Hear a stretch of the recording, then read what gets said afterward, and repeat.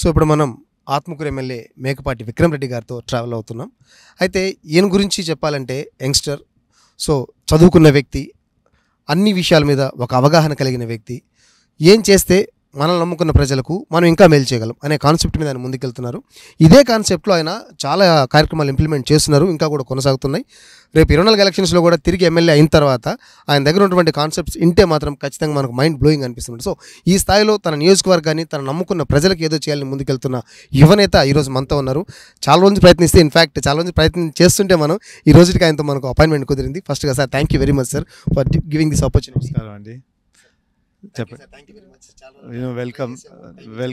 ఏంటంటే మేము కూడా చాలా బిజీగా ఉన్నాం కాబట్టి, మన ముఖ్యమంత్రి గారు చాలా కార్యక్రమాలు పెట్టారు కాబట్టి దాదాపు 1 సంవత్సరం నుంచి ప్రజలతోనే ఉంటూ గడప గడప కార్యక్రమం అని చెప్పేసి, లేకపోతే జగనన్న సురక్ష అనే కార్యక్రమం, లేకపోతే ఆరోగ్య సురక్ష అనే కార్యక్రమం, పల్లి నిద్ర కార్యక్రమం, ఇవన్నీ చాలా దాదాపు 1 సంవత్సరం నుంచి. ఎందుకంటే ఈ ప్రభుత్వంలో మన ముఖ్యమంత్రి గారు చేసినట్టు రిఫార్మ్స్, నేను వెల్ఫేర్ స్కీమ్స్ అనట్లేదు, మళ్ళీ రిఫార్మ్స్ ఎడ్యుకేషన్లో, అంటే విద్య, వైద్య, వ్యవసాయంలో రిఫార్మ్స్ తీసుకొచ్చేసి ఎంతో పెద్ద ఎత్తున దాదాపు 3 లక్షల కోట్లు ప్రజల చేతిలో పెట్టడం జరిగిందంటే, అది కూడా ₹1 కరప్షన్ లేకుండా, అది కరెక్ట్గా జరుగుతుందా లేదా అని చెప్పి మళ్ళీ పంపించి, సిస్టమ్ కరెక్ట్గా ఉందా, ఇంకా ఏమైనా లోపాలు ఉన్నాయా, ఆ లోపాలు ఏ విధంగా కరెక్ట్ చేయాలని చెప్పేసి మా ద్వారా కూడా ఆడిట్ సిస్టమ్ లాగా పంపించి, అయ్యే కాకుండా మళ్ళీ వైద్య గురించి అందరికీ డాక్టర్ విజిట్స్ అందుతున్నాయా లేదా, వాళ్ళ టెస్టులు బాగా జరిగాయా లేదా, వాళ్ళందరి టెస్ట్ అయిన తర్వాత ఇంపార్టెంట్ వాళ్ళకి ఏంది ఏమన్నా కొంచెం ఆరోగ్యం బాగలేని వాళ్ళందరికీ కూడా మళ్ళీ సెకండ్ లెవెల్ ఆఫ్ ట్రీట్మెంట్ జరుగుతుందా లేదని చెప్పేసి ఇన్ని రకాలుగా కార్యక్రమం పెట్టారు. కాబట్టి మేము కూడా చాలా బిజీగా ఉన్నాం, అందుకు మీ అందరూ అందుబాటులో లేము. యాక్చువల్గా సీఎం గారు ఒక యంగ్స్టర్, మీరు ఒక మంచి young and dynamic leader. So ఇలాంటి యంగ్స్టర్స్ అందరూ ఒక దగ్గర చేరడం వల్ల మనం ఎట్లాంటి మెసేజ్ ఇవ్వాలి సార్ ఇంకా యూత్కి? అంటే ఇప్పుడు మీరు ఈ మొత్తం అసలు మన ముఖ్యమంత్రి గారు పెట్టిన ప్రోగ్రామ్ ఏంది అనేది ఒకసారి గమనించాలి మీరు. ఫస్ట్ ఆయన మన కొత్త రాష్ట్రంగా తీసుకొచ్చారు కాబట్టి మనకు వచ్చి మోసం చేశారు. నిజంగా చూడాలంటే అప్పుడు సెంటర్లో ఎవరున్నారో కాంగ్రెస్ గవర్నమెంటు, ఆంధ్రప్రదేశ్ని అయితే అన్ని విధాలుగా మోసం చేసి బయటికి పంపించారు. హైదరాబాద్ అనేది మేజర్ క్యాపిటల్ సిటీ, అది 65% ఆదాయం అప్పుడు కంబైన్డ్ ఆంధ్రప్రదేశ్కి రెవెన్యూ అంతా వచ్చేది హైదరాబాద్ నుంచి. అట్లాంటిది పక్కన పెట్టేసి ఒక్క తెలంగాణకి ఇచ్చేసి, మనకు ఎక్కువ జనాభా ఉండే ఆంధ్రప్రదేశ్కి లోన్ కాంపనెంట్ ఎక్కువ ఇచ్చారు. అప్పుడు ఉండే కంబైన్డ్ ఆంధ్రప్రదేశ్ లోన్కి ఆంధ్రప్రదేశ్ని ఎక్కువ భరించమని చెప్తూ ఒక ఇండస్ట్రియల్ బెల్ట్ కూడా ఇంకా తయారు కాలేదు, ఒక ఇంపార్టెంట్ మెట్రో సిటీ కూడా లేదు. ఇవన్నీ చూపించి ఊరిని అటు పంపించారు. అప్పుడు లాస్ట్ టైం మీరు గమనించుంటే కూడా ఇప్పుడు ఈ స్టేట్లో ఆంధ్రాని ఏ విధంగా ముందుకు తీసుకుపోవాలని చెప్పేసి ఆలోచన ఆ ప్రభుత్వం ఏ విధంగా చేసింది, ఈ ప్రభుత్వం ఏ విధంగా చేసింది అనేది మీరు గమనించాలి. ఆ ప్రభుత్వం వచ్చి ఒక రియల్ ఎస్టేట్ వెంచర్గా తయారైపోయింది. విజయవాడ దగ్గర ఒక 30,000 acres ఫార్మ్ రైతుల దగ్గర తీసుకొని, దాని మధ్యలో మళ్ళీ ఒక 10,000 acres వాళ్ళు సొంతంగా ప్రైమ్ లొకేషన్స్ వాళ్ళు మాత్రం క్యాప్చర్ చేసి దాన్ని ఒక పెద్ద రియల్ ఎస్టేట్ వెంచర్గా తీసుకోబోతుంది. వాళ్ళ ఎస్టిమేట్ ప్రకారంగానే 5 లక్షల కోట్లు దానికి అవసరం అని చెప్పారు. మన ప్రభుత్వం చూడండి, ఆ 30,000 వల్ల మెట్రో సిటీ అది కూడా ఒక 15 సంవత్సరాలు అయి ఉండేది. అప్పుడు దాకా మిగతా ప్రజలు ఏం చేయాలి? అందుకు మన ముఖ్యమంత్రి గారు వచ్చిన తర్వాత ఆయన ఫస్ట్ కాన్సెప్ట్ ఏంటంటే, పేదరికం అనేది ఫస్ట్ డెఫినేషన్ తేండి అన్నారు. దానికి ఒక 6 స్టెప్ ఫార్ములా పెట్టి, ఇన్కమ్ లెవెల్ కానీ, ఐటీ కడుతున్నారా, లేకపోతే ఎంత పొలం ఉంది, లేకపోతే ఎంత పవర్ యూజ్ చేస్తుందని చెప్పి ఒక సిస్టమ్ తీసుకొచ్చి అన్ని ఆధార్ కార్డుతో లింక్ చేసి ఎవరు పేదరికంలో ఉన్నారనేది ముందుకు ఐడెంటిఫై చేశారు. ఐడెంటిఫై చేస్తూ ఈ ప్రభుత్వం ఇంకా ముందుకు నడవాలంటే వీళ్ళందరూ రాబోయే రోజుల్లో పేదరికం నుంచి బయటికి రావాలి అని కాన్సెప్ట్తో ఈ సిస్టమ్ డిజైన్ చేశారు. ఈ సిస్టమ్ డిజైన్ చేస్తూ ఫోకస్ వచ్చి ఎడ్యుకేషన్, హెల్త్ కేర్. ఎందుకంటే ఫస్ట్ ప్రజలు చదువుకుంటే వాళ్ళకి ఏమైనా దారి వాళ్ళు ముందుకు పోవచ్చు అని చెప్పేసి ఆయన ఆలోచన. రెండోది వాళ్ళందరూ హెల్తీగా ఉండాలి, ఆరోగ్యం కూడా బాగుండాలని చెప్పేసి వాళ్ళకి ఆ హెల్త్ కేరు, ప్రతి ఒక్కరికి ఆ హెల్త్ కేర్ ఉండాలని చెప్పేసి డిజైన్. ఎందుకంటే చదువు చేసినా కానీ ఆరోగ్యం బాగాలేకపోతే ఏం చేయలేం, ఖర్చు అంతా దానికి వెళ్ళిపోతుంది. అందుకు దీని మీద ఎక్కువగా ఫోకస్ పెడుతూ లాస్ట్ వచ్చి ఫార్మింగ్ మీద, వ్యవసాయం మీద ఎక్కువగా ఫోకస్ చేసి వాళ్ళని రాబోయే రోజుల్లో ఏ విధంగా చేయాలని చెప్పి ఆలోచనతో ముందుగా. మీరు చూస్తే ఆయన ఇన్వెస్ట్మెంట్స్ అంతా దాదాపు ఇప్పటికి 3 లక్షల కోట్లు చేస్తున్నారు. 3 లక్షల కోట్లు ఎక్కడెక్కడ పోయింది? ఎడ్యుకేషన్ మీద. మొత్తం గవర్నమెంట్ స్కూల్స్ అన్నీ బాగా చేశారు. ఇప్పుడు 14% ప్రైవేట్ స్కూల్స్ నుంచి గవర్నమెంట్ స్కూల్కి షిఫ్ట్ అయిపోయారు. అదే కాకుండా bilingual English Telugu text books తయారు చేశారు. 8th స్టాండర్డ్ వస్తే ట్యాబ్, అంటే ఏంటంటే రాబోయే రోజుల్లో ఎక్కువ ఐటీ కాబట్టి ఇప్పుడు లెర్నింగ్ మెథడాలజీ కూడా మారిపోతుంది కాబట్టి దాని మీద ఎక్కువ ఫోకస్ పెట్టి ఇవన్నీ వీళ్ళకి మాత్రం ఎక్కడైనా గ్లోబల్ లెవెల్లో వీళ్ళు కూడా కంపీట్ చేసేటట్టు, వాళ్ళు కూడా పోటీ చేయడానికి ఇప్పుడు అవకాశం చేసి మన ఈ ఫెసిలిటీస్ అంతా మార్చారు. అదే కాకుండా పూర్ ఫ్యామిలీలో మదర్కి నెలకి ఇంత అని చెప్పి అమ్మఒడి అని ఒక స్కీమ్ తీసుకొచ్చారు. దాంతో డ్రాప్ అవుట్ రేట్ బాగా తగ్గిపోయింది. అంటే ఎంత గొప్ప ఆలోచన చూడండి. ఆ డ్రాప్ అవుట్ రేట్ తగ్గిపోవడం అంటే ఇప్పుడు అందరూ స్కూల్కి పోతున్నట్టు, గర్ల్స్ ఎన్రోల్మెంట్ కూడా ఎక్కువైంది. ఇప్పుడు మీరు మిగతా స్టేట్స్తో కంపేర్ చేస్తే మన ఆంధ్రప్రదేశ్ ఆల్మోస్ట్ టాప్ 5లో ఉంది education sector. Next health care మీరు అందరూ చూశారు. ఇప్పటికే దాదాపు ఎవ్రీ ఫ్యామిలీకి అక్కడ డాక్టర్ పోవడం జరిగింది. డాక్టర్ పోయి 7 టెస్ట్ చేసి ప్రతి ఇంట్లో వాళ్ళ మెడికల్ హిస్టరీ ఫైల్ ఒకటి తయారు చేసి, ఎందుకంటే ఎవరైనా పేదరికంగా ఉండేవాళ్ళు ఏమైనా ప్రైవేట్ హాస్పిటల్ పోయి టెస్టులు చేయించుకుంటే మినిమం 5,000 అయిపోద్ది. 5,000 నుంచి 10,000 ఏమైనా కానీ ఫస్ట్ ఆ టెస్టులు చేయమంటారు.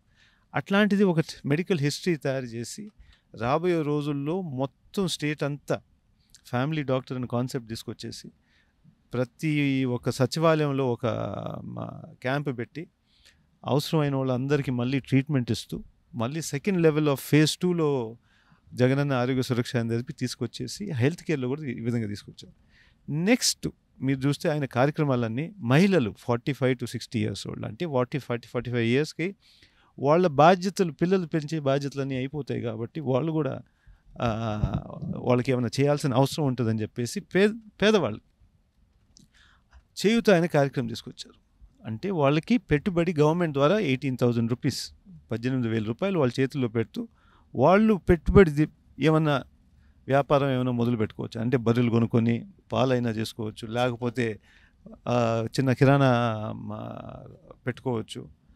ఆ విధంగా ఆయన ఏంటంటే అందరినీ కొంచెం ఇండిపెండెంట్గా గౌరవంగా బతికేటట్టు అవకాశం ఇచ్చాడు.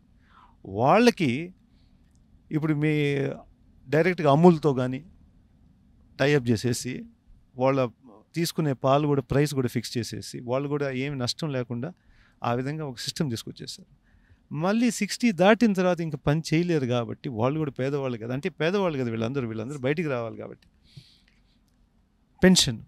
పెన్షన్ దాదాపు రాగానే 2,250 రూపాయలు చేస్తూ సంవత్సరానికి ఒక 250 రూపాయలు పెంచుతూ ఇప్పుడు దాదాపు 3,000 రూపాయలు తీసుకొచ్చారు. ఇవన్నీ కరప్షన్ లేకుండా ఇంప్లిమెంట్ చేయడానికి సచివాలయం అనే కాన్సెప్ట్ తీసుకొచ్చారు. అంటే పరిపాలన గ్రామ స్థాయి దాకా తీసుకొచ్చేసి ప్రతి విలేజ్లో ప్రతి కుటుంబానికి ఒక 50 కుటుంబాలకు ఒక వాలంటీర్ అని పెట్టి వాళ్ళు వీళ్ళ నీడ్స్ అంతా చూసుకునేటట్టు ఒక ఆబ్లిగేషన్ లేకుండా, ఒక కరప్షన్ లేకుండా మొత్తం డిజిటైజ్ చేసేసి ఇంప్లిమెంటేషన్ చేశారు. ఇప్పుడు ఏంటంటే మీరు రాబోయే రోజుల్లో ఎవరైనా ఒక 3 ఏసీ కొన్నారనుకోండి, కొంచెం బాగానే ఉన్నారు కానీ ఇప్పుడు ఏసీ కొన్నారు, 300 యూనిట్ల కన్నా ఎక్కువ వాడేశారు, ఆటోమేటిక్గా ఈయన సిస్టమ్ నుంచి బయటికి వెళ్ళిపోతుంది. అంటే ఇప్పుడు ఉండేవాళ్ళు ఎవరు పేదరికంగా ఉన్నారో ఇంకా స్లోగా వాళ్ళు బెనిఫిట్ అయ్యి పైకి వస్తూ ఉంటే, ఏమైనా ఉద్యోగం వచ్చింది ఆటోమేటిక్గా ఇన్కమ్ ట్యాక్స్ కడతారు, ఆటోమేటిక్గా ఈయన బయటికి వెళ్ళిపోతారు. సో వీళ్ళు ఈ బకెట్లో ఎవరెవరు ఉన్నారో వాళ్ళందరూ రాబోయే రోజుల్లో ఇంకా స్లోగా బయటకు వచ్చేస్తారంటే ఈ పేదరికంలో ఎన్ని మంది ఉన్నారో స్లోగా తగ్గుతూ వస్తుంది. ఇది అసలు జీనియస్ కాన్సెప్ట్. ఆయన ఏ విధంగా ఆలోచించారో, ఏ విధంగా ఇంప్లిమెంటేషన్, అంటే అది కూడా 4 సంవత్సరాలు, 2 years కోవిడ్, అంటే యాక్చువల్ ఇంప్లిమెంటేషన్ 2 years. చాలామంది చెప్పారు ఆయనకి, ఎందుకు 2 years కోవిడ్ టైంలో ఉంది, మీరు ఈ పంచడాలు ఈ వీళ్ళకి అవసరమా, ఇప్పుడు ఆదాయం తగ్గిపోయింది కదా అంటే కూడా ఎవరి మాట వినకుండా లేదు. మన స్టేట్ రాబోయే రోజుల్లో ముందుకు పోవాలంటే ఫస్ట్ ఫౌండేషన్ సెట్ చేయాలి. ఆ ఫౌండేషన్ ఈరోజు సెట్ చేయాల్సిన పరిస్థితి ఉంది. ఈ 2 సంవత్సరాలు మనం వెనకబడ్డామంటే మళ్ళీ వాళ్ళు 10 సంవత్సరాలు వెనకబడతారు. ఆ ఆలోచనతో చేసి నిజంగా హ్యాట్స్ ఆఫ్ టు మన సీఎం గారు ఈ ఇంప్లిమెంటేషన్ చేసి ఒక ఫ్యూచర్ సెట్ చేసేసారు ఆంధ్రాకి. ఫస్ట్ బేసిక్, దీంట్లో కష్టాలు ఉంటాయి, నో డౌట్, కష్టాలైతే ఉంటాయి. మనం చిన్నప్పుడు మీ అందరికీ తెలుసు, మనం కూడా చదువుకునేటప్పుడు అప్పుడు ఇట్లాంటి స్కీములు ఏం లేవు. మనకు పండుగ వచ్చినప్పుడు బట్టలు కొడతామా లేకపోతే ఫీజు కడదామా అని ఆలోచన చేసుకుంటే ఫస్ట్ ఫీజే కడతాం కదా. అందుకు ఇప్పుడు ఈ మన స్టేట్కి కూడా ఈ విధంగా పెట్టుబడులు పెట్టేటప్పుడు ప్రజల మీద పెరిగేయడానికి కొన్ని ఇబ్బందులు ఉంటాయి, కొన్ని దాంట్లో ఇన్వెస్ట్ చేయడానికి కష్టం ఉంటుంది. అది రాబోయే రోజుల్లో చేయొచ్చు. నేను అంటే మన వాళ్ళు కూడా చెప్తా ఉంటాను, మన గ్రామాల్లో మా ఊరంతా రోడ్లు వేయచ్చు, ఊరు చివరి దాకా పోతావు, చదువుకుంటే అమెరికా దాకా పోతావు, ఇందుకు అమెరికా వెళ్ళిపోవచ్చు. లేకపోతే ఇక్కడ కొంచెం దూరంగా నడవాలంటే చదువు అవసరం కాబట్టి అది మీరు ఆలోచించాలి. ఇప్పుడు ఎన్ని మంది అయినా ఈ ఆపోజిషన్ వాళ్ళు అది లేదు ఇది లేదని చెప్పేసి ఇన్వెస్ట్మెంట్స్ కూడా ఆయన చాలా క్రిటికల్గా ఇన్వెస్ట్మెంట్స్ చేశారు. మీరు ఇండస్ట్రీస్లో చూసుకుంటే పోర్ట్స్ దాదాపు 14 పోర్ట్స్ డెవలప్ చేస్తున్నారు. మిగతా basic industries, new age industries, solar, new energy industries మీద ఎక్కువ ఫోకస్ పెట్టి చేస్తున్నారు. ఆ రిజల్ట్స్ మీకు కనపడుతున్నాయి. ఏంది, ఆంధ్ర ఇప్పుడు టాప్ 5లో ఉంది. ఈజ్ ఆఫ్ డూయింగ్ బిజినెస్ అయితే నెంబర్ 1లో ఉంది ఇండియాలో. ఇన్వెస్ట్మెంట్ క్యాప్చరింగ్లో కూడా గుజరాత్ కన్నా పైన ఉంది. ఇవన్నీ కనపడతా ఉన్నాయి. ఇవన్నీ ఆయన ఈ షార్ట్ టైంలో 2 yearsలో చేశారు కాబట్టి గ్రేట్ అచీవ్మెంట్ అని చెప్పి నేను అనుకుంటాను. రైట్, ఇక అసలు విషయానికి వద్దాం సార్. అంటే ఇవన్నీ అసలు విషయాలు కాదని కాదు, ఇక మీ పొలిటికల్ ఎంట్రీ ఏంటి ఇవన్నీ ఒకసారి. సార్, యాక్చువల్గా మీది రాజకీయ నేపథ్యం ఉన్న కుటుంబం అయినప్పటికీ కూడా పర్సనల్గా మీరు రాజకీయాలకు దూరంగా, అంటే నాకు తెలిసిన నాలెడ్జ్ ప్రకారం సార్, ఇది కరెక్ట్ అని నేను అనట్లేదు. సో మీరు కాస్త రాజకీయాలకు దూరంగా ఉంటూ ఎక్కడో బిజినెస్ చేసుకుంటూ బిజీగా ఉన్న వ్యక్తి, కానీ మీరు ఒక అనుకోని ఒక బాధాకరమైన సందర్భంలో పొలిటికల్ ఎంట్రీ ఇచ్చారు. మీరు దానికి ముందు మీకు అసలు రాజకీయాలు అంటే ఎలా ఉండేవి, మీకు ఏమైనా అసలు ఐడియా ఉండిందా సార్? లేదండి, నిజంగా అయితే చాలా తక్కువ ఎక్స్పీరియన్స్ మన రాజకీయాల్లో. ముందు అయితే నాన్నగారు ఉన్నారు, దాని తర్వాత 2008 నుంచి మా అన్నగారు గౌతమ్ అన్న ఎక్కువగా ఇంట్రెస్ట్గా చూపిస్తూ రాజకీయాల్లో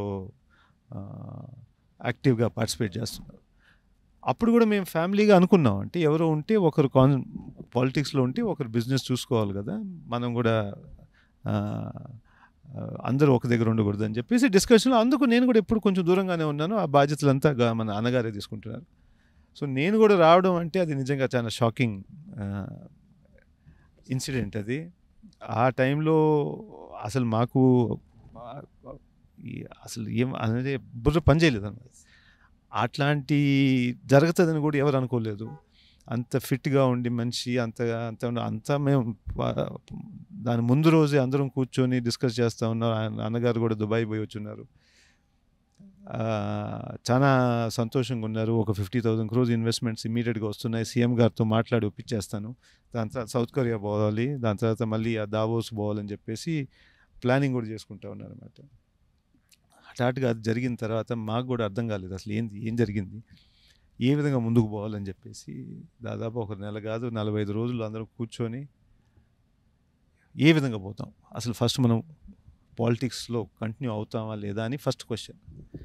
రెండో క్వశ్చన్ ఎవరు పోవాలి అని చెప్పేసి ఆ 2 ప్రశ్నలకి కొంచెం అందరూ టైం తీసుకొని దాదాపు ఒక నెల తర్వాత ఏం ఒప్పుకున్నామంటే తప్పకుండా కంటిన్యూ కావాలి. 40 సంవత్సరాల నుంచి నాన్నగారు దీన్ని రాజకీయాల్లో ఉన్నారు కాబట్టి ఈ ప్రాంతానికి దాదాపు మీరు 83 నుంచి చూస్తే ఇక్కడ జూనియర్ కాలేజ్ కానీ, నవోదయ కాలేజ్ కానీ, లేకపోతే ఇంజనీరింగ్ కాలేజ్ కానీ, లేకపోతే మిగతా డెవలప్మెంట్ వర్క్స్ కానీ ఏమున్నా కానీ, మళ్ళీ హై లెవెల్ కెనాల్ కూడా అప్పుడు నాన్నగారు మన వైఎస్ఆర్ గారితో మాట్లాడి మేనిఫెస్టోలో పెట్టి ప్రారంభించింది, కాన్సెప్ట్ స్టార్ట్ చేసింది నాన్నగారు. సో ఇవన్నీ చేస్తున్నాం కాబట్టి మనం మన ప్రాంతానికి ముందుకు తీసుకుపోవాలంటే మనం తప్పకుండా పార్టిసిపేట్ చేయాలి. ఎవరన్నా మేలో వాళ్ళు వచ్చి మనకన్నా ఎక్కువ ఇంట్రెస్ట్ తీసుకొని చేసేవాళ్ళు ఉంటే మాత్రం మాకేం అభ్యంతరం లేదు. కానీ ప్రస్తుతం అయితే మనం అయితే మన ప్రాంతాన్ని ప్రొటెక్ట్ చేసుకోవాలి. నాన్నగారు ఎప్పుడు నమ్మేది రాజకీయంలో ఉండేది న్యాయం ప్రొటెక్ట్ చేసుకోవడానికి, న్యాయం కాపాడుకోవడానికి అయ్యా ముఖ్యం, అన్యాయం చేయడానికి కాదు, న్యాయం కాపాడుకోవడానికి ముఖ్యం. మనం అందరం ఉండాలి, మన ప్రాంతాన్ని కూడా డెవలప్ చేయాలి. కష్టాలు ఏ విధంగా పడ్డాము చిన్నప్పుడు ఈ ప్రాంతంలో, అసలు రోడ్ లేదు, పాడు లేదు, ఒక స్కూల్ లేదు, టాయిలెట్ కూడా లేదు. అట్లాంటిది ఇప్పుడు ఏ స్టేజ్కి తీసుకొచ్చానో చూడండి. అందుకు మన ఇంపార్టెన్స్ ఉందని చెప్పారు. సో అది ఫస్ట్ డెసిషన్ తీసుకొని కంటిన్యూ చేస్తాం. రెండోది వచ్చి ఎవరు ఉండాలి, అది కూడా కొంచెం ఆలోచించుకొని ఫస్ట్ అయితే మా వదిన గారు అయితే ఉంటే బాగుంటుంది అనుకున్నాం. కానీ పిల్లలు ఇప్పుడు కూతురు అనన్య వచ్చి 24 years, కొంచెం పెళ్ళి కూడా కావాల్సింది, చదువుకుంటున్నారు, చిన్న అబ్బాయి కూడా చదువుకుంటున్నారు. ఈ టైంలో డిస్టర్బ్ చేస్తే మళ్ళీ వాళ్ళకి కొంచెం ఇప్పుడే ఒకరిని కోలుకుపోయారు కదా, మళ్ళీ రెండో పేరెంట్ కూడా దూరంగా ఉంటే వాళ్ళ జాగ్రత్తలు ఎవరు ఉంటాయి, ఒకటి చూసుకోవాలి. కాబట్టి వదిన గారు అయితే ఇప్పుడు ప్రస్తుతం అయితే మనం చేయకూడదు అని చెప్పేసి డిస్కషన్ చేద్దాం. దాని తర్వాత అప్పుడు నేను వాలంటీర్ చేసి నేనైతే కంటిన్యూ చేస్తాను తప్పకుండా, ప్రయత్నం అయితే చేస్తాం మీరందరూ. కానీ గౌతమ్ లోటు ఫిల్ చేయాలంటే చాలా కష్టం, అట్లే ఇంపాసిబుల్ అది.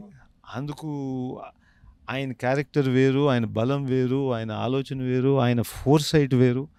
ఆయన 2009లో ఫస్ట్ మన జగన్ గారు బయటకు వచ్చారు, సీఎం గారు కాంగ్రెస్ నుంచి బయటికి వచ్చినప్పుడు రెండో రోజు నుంచి గౌతమ్ అన్న నడవడం మొదలుపెట్టారు. సో